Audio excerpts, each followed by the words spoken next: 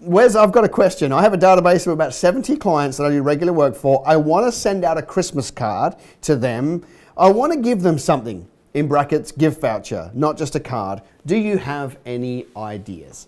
Yeah, I got some ideas. I've got some absolute don't do's.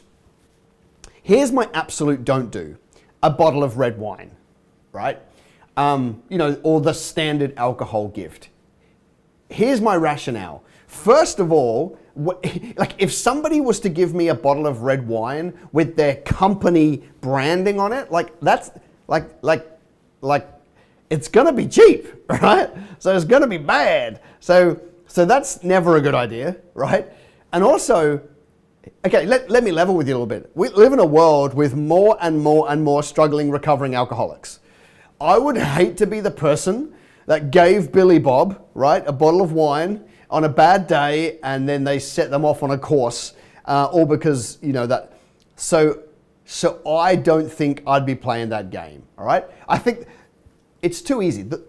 There's a whole world out there of creative ideas. We don't just have to pick the same one. So you've said gift voucher as an idea. I think it's great. Here's what I wonder though. We're talking about 70 clients, not 700 or not 7,000. I wonder whether we could rank these 70 A, B, and C. Come up with a criteria.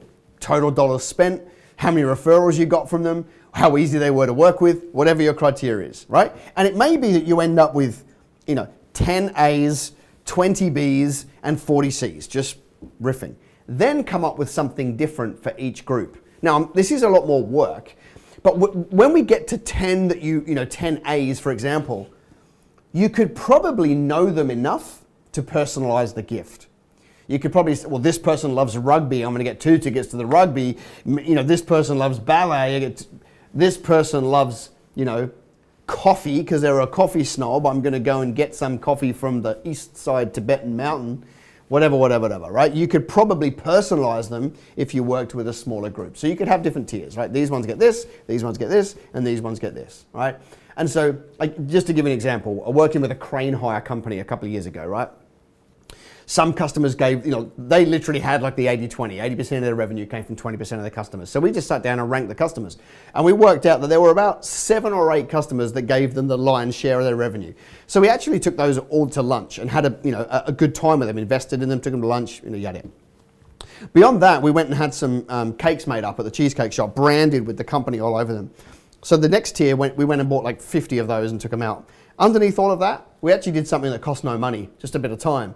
The founder of the business, the owner, actually jumped on the phone to every customer and said, hey, listen, I know it's Christmas. We just want to say we really appreciate your custom this year and we look forward to serving you next year, but we just really appreciate it. And went out of their way to do a personalized phone call.